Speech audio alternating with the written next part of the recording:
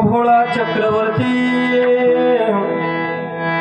शिवभोळा चक्रवर्ती त्याचे पाय माझे चित्ती वाचे वदता शिवनाम तयान बाधे क्रोध काम धर्मार्थ काम मोक्ष शिव देखता प्रत्यक्ष वाचे वदता शिवनाम तयान बाधे क्रोध काम एका जनार्दनी शिव निवारी कळी काळाचा भेव वाचे वदता शिवनाम तयान बाधे क्रोध काम घ्यावी घ्यावी माझी सेवा देवा समचरण सरोजम सांदरणीला अबुदापम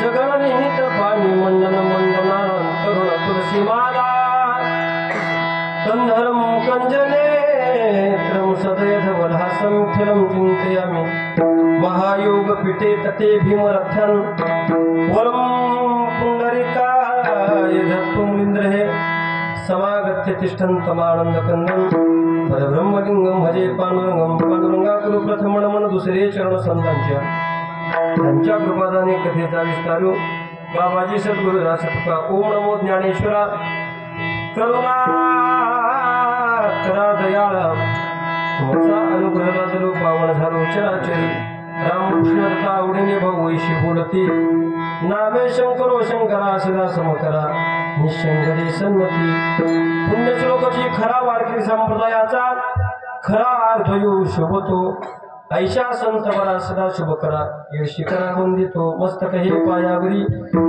या वारकरी संतांच्या जिने पंढरी सारिकाच्या फुला धामगावलेला वैकुंठाधिपती श्री विठ्ठल सका सोयरा जोडलेला जो का भक्त विरक्त भूतलवटी विख्यात हा बोधला त्या श्री संत सद्गुरु मानव पूजे चरणी साष्टांग मी घातिला इतना तो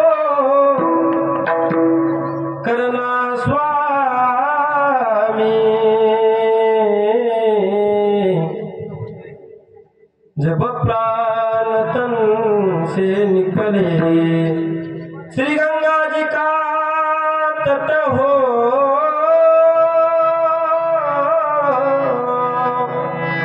यमुना जी का बंसीवट हो मेरा सावरा निकट हो जब प्राण तन से निकले विठ्ठल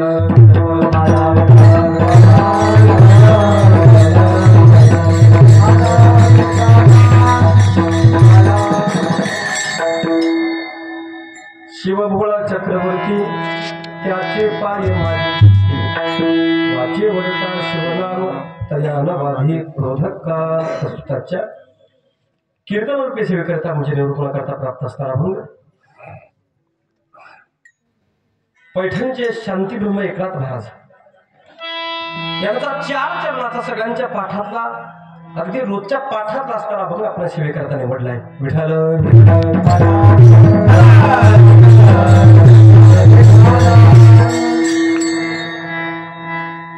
आपला चालू असणारा हा अखंड नाम सप्ताह ग्रंथराज ज्ञानेश्वरी पारायण सोहळा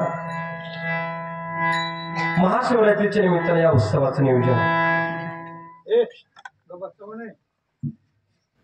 अगदी हे सप्ताहाचं 3रं वर्ष आहे. 3 वर्ष झालं आपण अव्याहतपणे भगवंताचं नामस्मरण, कथा, कीर्तन, भजन, हरिपाठ अगदी आपण आनंदानं पार पडतोय. आणि सप्ताहातला आजचा सर्वात महत्वाचा पर्व काळाचा दिवस म्हणजे महाशिवरात्र. अगदी थाटामाटामध्ये आनंदाला आपण सप्ताह साजरा करतोय. या सप्ताह करताना हे सगळीच मंडळी सप्ताह करतायत. आपल्या जीवाचं रान करून सप्ताह कशा पद्धतीने आपल्याला चांगला करता येईल त्या पद्धतीने ते प्रयत्न करतात. खरं सांगतो जरी कवडगावात उभा असलो, ही सगळी गर्दी बघून मला असं वाटायला लागली की जणू काय पंढरपुरात उभा आहे.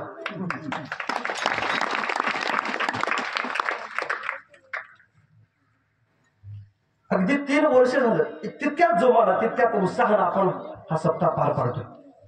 आणि सगळ्या भगिनी मुलाचं माझ्यावरती असणारं प्रेम आणि त्या प्रेमाच्या माध्यमातून माझ्याकडे आलेली कीर्तनाची सेवा, आजचा असणारा पर्वकाळ भगवान भोलेनाथाच्याच कृपाशीर्वादानं जे काही सुचेल ते आपल्यासमोर मांडण्याचा प्रयत्न करतो. विठ्ठल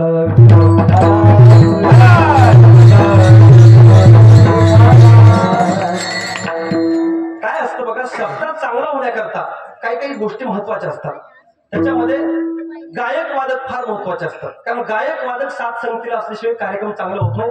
एकदा गायका करता वादका करता सर्वांनी जोरदार टाळ्या वाजवा. आणि सगळ्यात महत्वाचं, गायक असतील, वादक असतील, कीर्तनकार असेल, त्या सगळ्याचा आत्मा म्हणजे सिस्टीम आहे. त्या सिस्टीममुळे सर्वांनी जोरदार टाळ्या वाजवा. सगळं अगदी जिथल्या तिथं आपल्याला पाहिजे तसं आहे. आजच्या सेवेकरता अभंग आपण नाथ महाराजांचा निवडलाय. नाथ महाराज कुणाला म्हणायचे? नाथ महाराजांना 3 पदवी आहेत. नाथ महाराज संत होते, नाथ महाराज शांत होते आणि नाथ महाराज श्रीमंत होते. विठ्ठल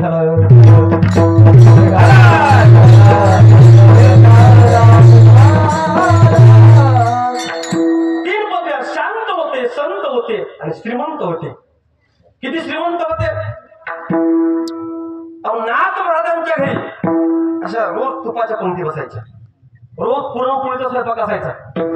पोथी वाचता लोक आली ना, पोथी ऐकण्याकरता, तर त्या रोज लोकांना पुरणपोळीचा स्वयंपाक असायचा त्या काळात.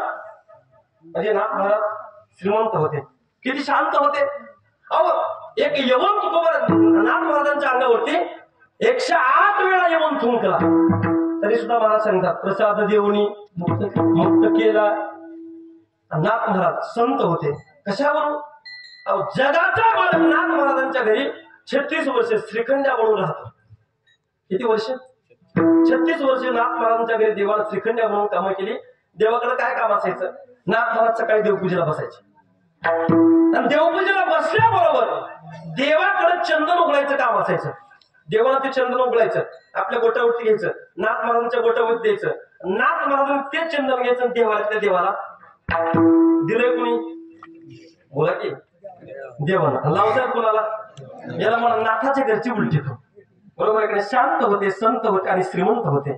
अशा शांती धर्म नाथ महाराजांचा अभंग आपण सेवे करताना म्हटलं. नाथ महाराज भगवान भोलेनाथाचं, भगवान शंकराचं वर्णन करतात. एवढ्या एका वाक्यातून सेवेला आरंभ करायचा. नाथ महाराज भगवंताचं वर्णन करतात. या वाक्याचा थोडासा वेगळा अर्थ सांगतो.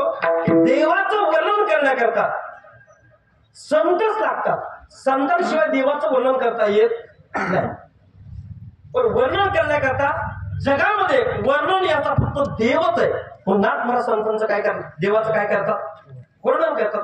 जगामध्ये देवाशिवाय वर्णन हे दुसरं कोणी नाही. हे 5 शब्द नेहमी सांगत असतो. ऐका लक्ष द्या. जगामध्ये काही लोक माननीय असतात 1, जगामध्ये काही लोक आदरणीय असतात 2, जगामध्ये काही लोक पूजनीय असतात 3, जगामध्ये काही लोक तेजनीय असतात 4 आणि जगामध्ये काही लोक वर्णनीय असतात 5. बघा, माननीय कुणाला म्हणायचं? गमत असते बघा. काही लोकांची माननीय असं म्हटल्याशिवाय ते स्टेजवर सुद्धा येत नाही. माननीय असं म्हणावं लागतं. आणि ते गुरुजी सांगत असतात माननीय कुणाला म्हणायचं? ज्याला फक्त मानायचं, बाकी काहीच करायचं नाही, त्याला म्हणा माननीय. दुसरा शब्द आदरणीय. कुणाला म्हणायचं आदरणीय? व्यवहार आपल्याला असा सांगतो की आपल्या वडिलांचं नाव घेत असताना आदरणीय म्हणा आणि मग त्यांचं नाव घ्या. तिसरा शब्द पूजनीय. शास्त्र सांगतं आपल्या सद्गुरूंचं, आपल्या श्रीगुरूंचं नाव घेत असताना परमपूजनीय म्हणा, परमपूज्य म्हणा आणि नंतर आपल्या श्रीगुरूंचं. चौथा शब्द त्यजनीय.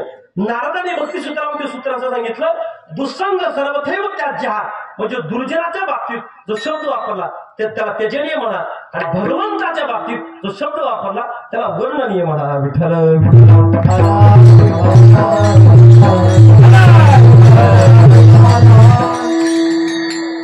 माझा मुद्दा एवढा चालू आहे की जगामध्ये भगवंताशिवाय वर्णनीय दुसरं कोणी नाही.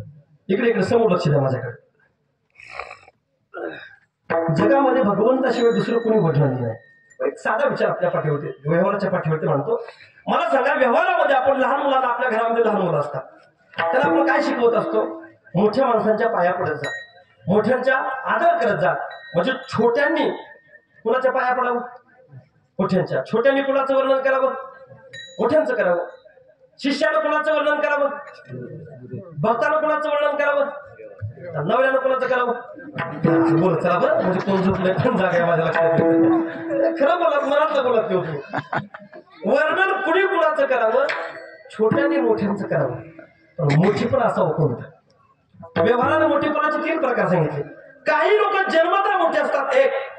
काही लोक प्रयत्नाने मोठी झालेली असतात, 2. आणि काही लोकांकडे मोठेपण नसतं पण बळच त्यांना मोठेपण हवं, 3. आता हे व्यवहारात झालं. पण शास्त्राने मोठेपणाचे 2 प्रकार सांगितले. एक नैमित्तिक मोठेपण आहे आणि दुसरं संस्कृतिक मोठेपण आहे. आता नैमित्तिक कशाला म्हणायचं, संस्कृतिक कशाला म्हणायचं, सोबत सांगतात त्याला. जे निमित्तानं मोठेपण आलं त्याला नैमित्तिक म्हणा, आणि जे अंगभूत असलेलं मोठेपण आहे त्याला संस्कृतिक म्हणा. आता एक काम करा बरं, 10 ते 12 कीर्तन आहे, फक्त कोणी बोलू नका. असं बोललं की कीर्तनामध्ये विक्षेप येतो. नैमित्तिक कशाला म्हणायचं, संस्कृतिक कशाला म्हणायचं? काही काळापुरतं जे मोठेपण आहे त्याला नैमित्तिक म्हणा, आणि कायम स्वरूपी टिकणारा जे मोठेपण आहे त्याला संस्कृतिक म्हणा. समजा हे नाही पटलं तर सोपं सांगतो. आपण जे म्हणतो ना दुःख, दुःख, या दुःखाला कारण नैमित्तिक मोठेपण आहे आणि सुखाला कारण संस्कृतिक मोठेपण. समजा हे नाही लक्षात आलं, कारण माझी कीर्तनाची पद्धत अशी आहे, जोपर्यंत मनपात बसलेल्या सगळ्यांच्या मनात बोलल्या जात नाही तोपर्यंत कीर्तन सोडायचं. याच्यातून सूट देतो, नाही समजलं तरी मला हलवा, लवकर सुटतो नाही असं नाही. नाही कळलं आपल्याला, उदाहरण देतो आपल्याला. पूर्वीच्या काळामध्ये एक बाई भांड्याच्या दुकानामध्ये गेली. तिला पातेली घ्यायची होती. पातेली असेल, भगून असेल, मग वेगवेगळ्या आकाराची, वेगवेगळ्या किमतीची पातेली. त्याच्यामध्ये पितळाचं आहे, जर्मनचं आहे, स्टीलचं आहे. मग याच्यात कुणाची किंमत 100 रुपये, कुणाची 200 रुपये, कुणाची 300 रुपये, अशी वेगवेगळ्या आकाराची पातेली त्या बाईने घेतली. आणि घराकडे जात असताना कुंभाराचं घर लागलं. त्या बाईनं कुंभाराला विचारलं, का हो तुमच्याकडे काय काय वस्तू आहे? त्या कुंभारानं सांगितलं, बाई रांजण आहे, देर आहे, लहान मोठी मडकी, तुम्हाला काय पाहिजे? बाईच्या लक्षामध्ये आलं, लहान मडकीची गरज आहे म्हणते अक्का. ते मडकं केवढ्याला? त्या कुंभारानं सांगितलं, बाई 2 रुपयाला मडकं. आता 3 पातेली अधिक 2 रुपयाचं मडकं पिशवीमध्ये टाकलं. आणि घरी गेल्याबरोबर कोणत्या पातेल्यात चहा, कशात भाजी, कशात पाणी, 3 पातेल्याला काम वाटून दिली. आता राहता राहिलं 2 रुपयाचं मडकं, याचं नेमकं काय करायचं? त्याच्या लक्षामध्ये आलं. गाई म्हशी भरपूर आहेत, त्या 2 रुपयाच्या मडक्यामध्ये तिनं दही ठेवलं. मला सांगा, दह्याचं मडकं, दह्याचं गाडगं असं खाली ठेवून जमतं का? आपण कुठे ठेवतो? शिंक्यावरती ठेवतो, बरोबर आहे का? ते 2 रुपयाचं मडकं शिंक्यावरती ठेवल्याबरोबर इकडं पितळचं बघून स्टीलच्या बघण्याला म्हणायला लागलं, माझी किंमत 200 रुपये असताना मी खाली 2 रुपयाचं माझ्यावर. तसं वरचं मडकं फुगायला लागलं बघा. तुमचं सांगू का, की वरची माणसं विनाकारण फुगतात. हे फुगायचं काही कारण नसतं. आता 4-6 महिन्याचा कालावधी जातो. ती बाई काय करते, गाई म्हशी आटल्या, मग आता दही नाही, दूध नाही, वर मडक्याचं काय काम? ती मडकं वरनं शिंक्यातून काढते आणि मडकं खाली ठेवते. मडकं खाली ठेवल्याबरोबर त्या पितळाच्या भोगला आनंद झाला. बरं झालं आपल्या लाईनीत आलं. याला महाराष्ट्रीयन माणसाचा स्वभाव म्हणाय, पुन्हा कंसाचा. 2-3 दिवसाचा कालावधी जातो. ती बाई काय करते, चांगली कुटपीट बनवून वांग्याची भाजी करते. 6 महिन्याच्या मडक्यामध्ये दही ठेवलेलं, असं आंबूल झालेलं मडकं, त्या मडक्यामध्ये त्या बाईनं भाजी ठेवली. भाजी नीट राहिली असेल. दुपारी जेवण्याकरता त्या बाईनं ताटामध्ये भाजी घेतली आणि घेतल्याबरोबर तिच्या लक्षामध्ये आलं, अरे एवढी चांगली आत्ताचानं भाजी बनवली आणि 2 रुपयाच्या मडक्यानं भाजी विटवली. रागाच्या वरात ते मडकं उचललं आणि घराच्या बाहेर फेकून गेलं. त्या पितळाच्या भगवनाला आनंद झाला, बरं झालं पिढा गेली. आता मला भाव काय सांगायचा आहे का? बरं मला सांगा, जोपर्यंत दही दूध आहे तोपर्यंत मडकं कुठं आहे? शिंक्यावर. दही दूध संपलं, मडकं कुठं आहे? आणि जोपर्यंत दही दूध आहे तोपर्यंत मडक्याला किंमत आहे. एकदा काय दहावी संपलं की पुन्हा मडक्याला किंमत नाही. तसं या देहात जोपर्यंत जीवात्मा आहे तोपर्यंत देहाला किंमत आहे. याच्यातला जीवात्मा निघून गेला की यालाही सरळ समस्या ठेवावं लागते. विठ्ठल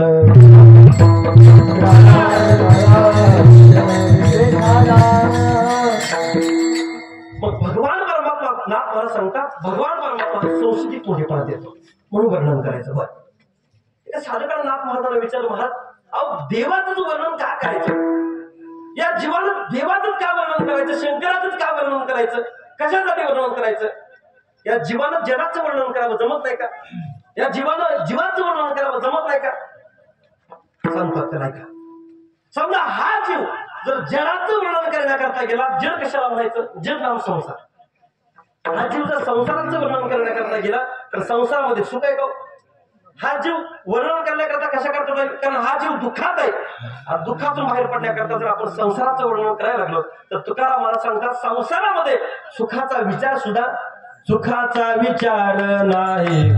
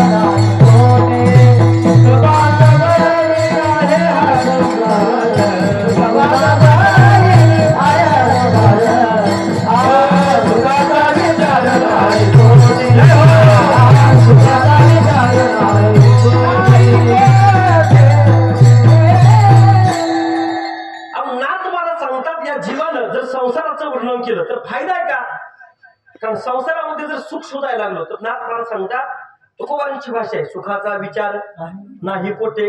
संसारामध्ये सुखाचा विचार सुद्धा नाही. तर मी आपल्याला विचारतो, मला सांगा संसारामध्ये सुख आहे का? नाही. कधी म्हणताय? आता तुमची 60-70 वर्ष होत आली बरोबर आहे का नाही? खरंच नाही संसारामध्ये सुख. मी सांगत असतो ऐका बरं.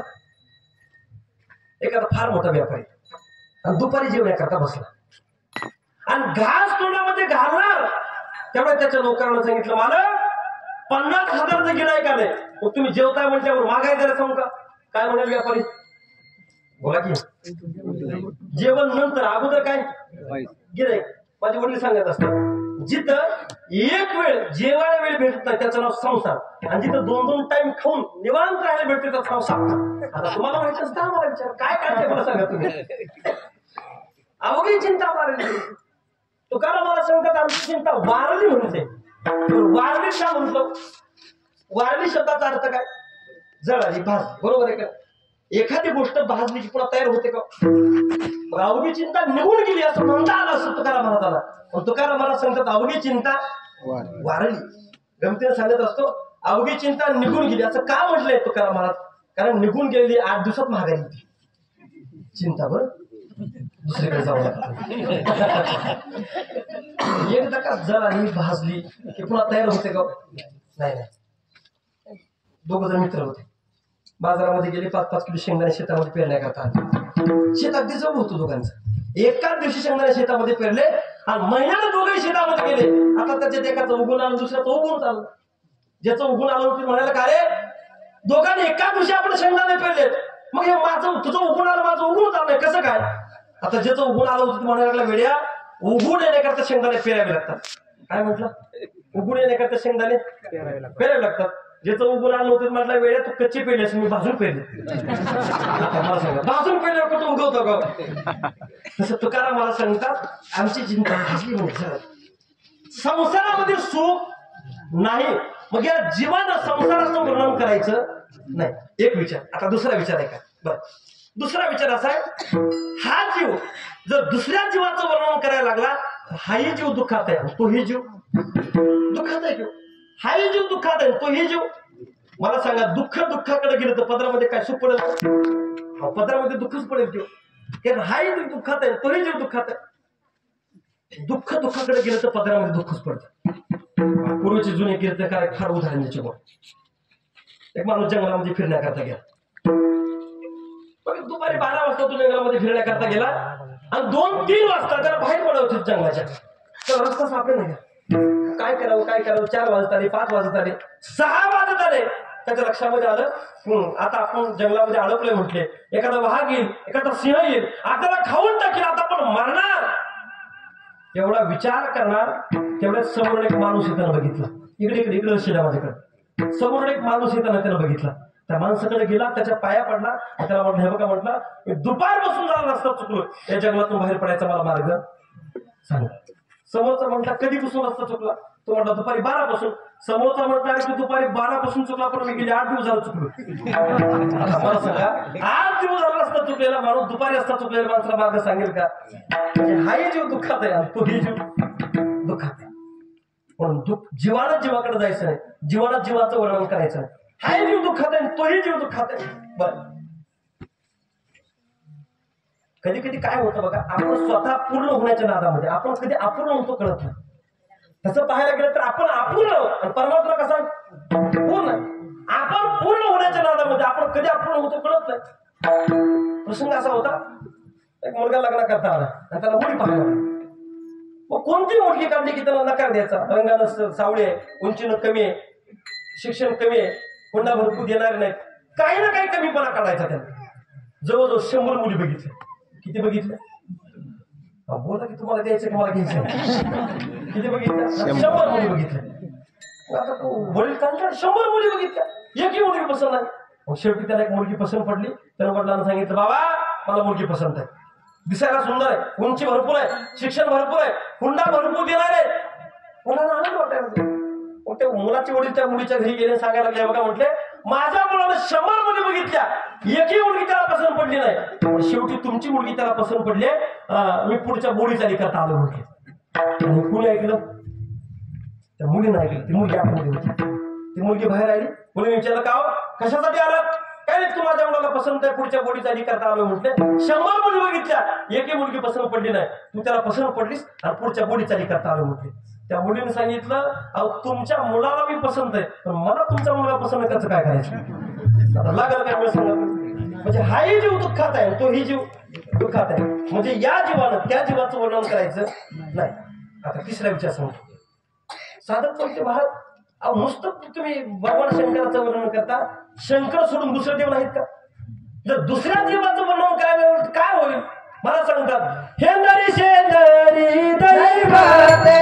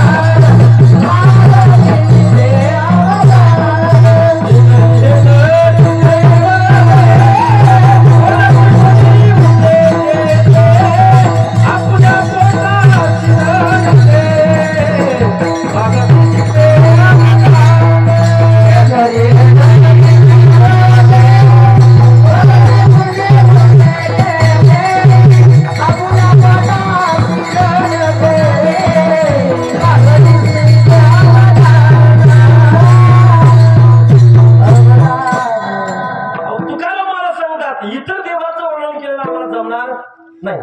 आता इतर देव काही मागतात, आपल्या पोटात शिरळते. कोण बकरं मागताय, कोण कोंबडं मागताय, म्हणजे आपल्या पोटासाठी हे बाकीचे देव रडताय. बाकीच्या देवाचं वर्णन केलं आम्हाला जमणार नाही. म्हणून नाथ मला सांगतात आम्ही शंकराचं वर्णन करायला बरं.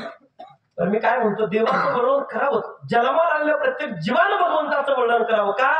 कारण देवानं हा नरदेह तुमची मौल्यवान नरदेह, देवानं नरदेह आपल्याला दिला का नाही? एक एक अवयव आपण बाहेर लागलो किती मौल्यवान नरदेह. एखाद्याचा दात पडला, पडू नये कोणाचा पण पडला. आपण दवाखान्यात गेलो तर एका दाताची किंमत 10,000 15,000 पर्यंत, बरोबर आहे का? आता 32 दाताची किती किंमत झाली सांगा. एवढा मौल्यवान नृत्य भगवंताने आपल्यासाठी दिला, पण आपण त्याचं वर्णन करत. प्रसंग असा होता, एका विहिरीच्या काठावरती महिला धुणत होत होत्या. त्याच्यामध्ये एका महिलेच्या नवऱ्याने नथनी आणली होती.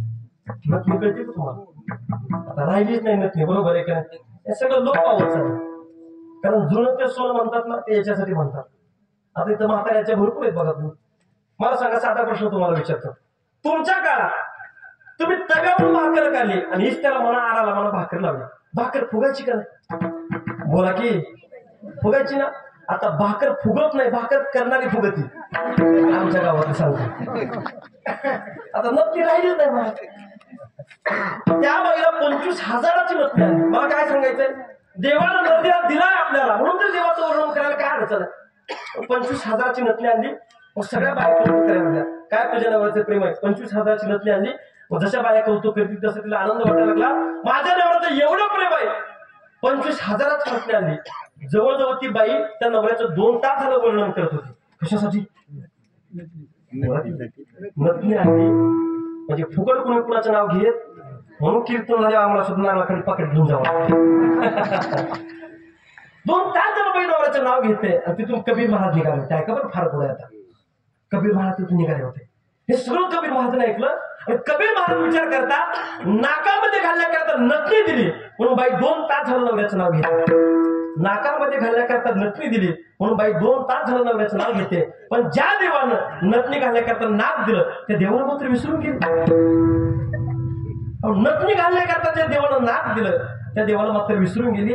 और कबीर महाराज सांगतात, नतनी दी जिस यार ने उसको सुमरत बार बार, नतनी दी जिस यार ने उसको सुमरत बार बार, लेकिन नाक दिया जिस यार ने उसको भूल गई नार विठल.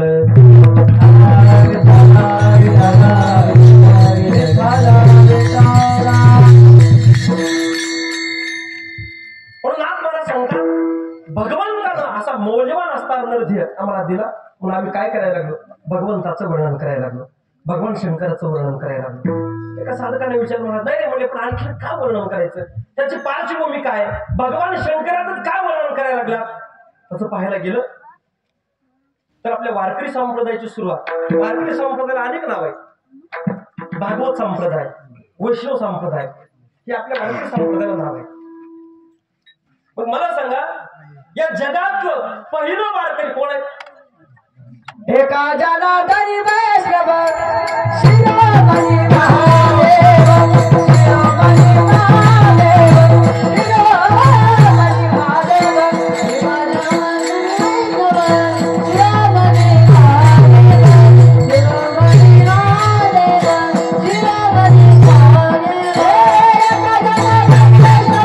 शिरोमणी महादेव, शिरोमणी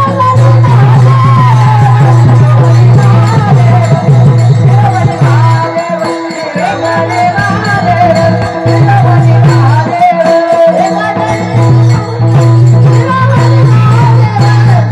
महादेव.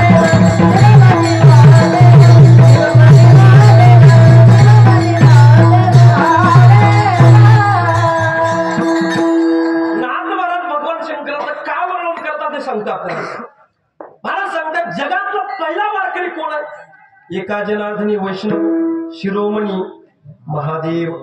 जगातला पहिला वारकरी, पहिला वैष्णव भगवान शंकर आहे. म्हणजे आमच्या लक्षामध्ये आलं, जगातला पहिला वारकरी भगवान शंकर परमात्मा, हे आमच्या लक्षामध्ये आलं. पण सुरुवात कुठून झाली, सुरुवात कुठून झाली? प्रसंग असा होता, थोडस शांत बसा. काय भजन विठ्ठल.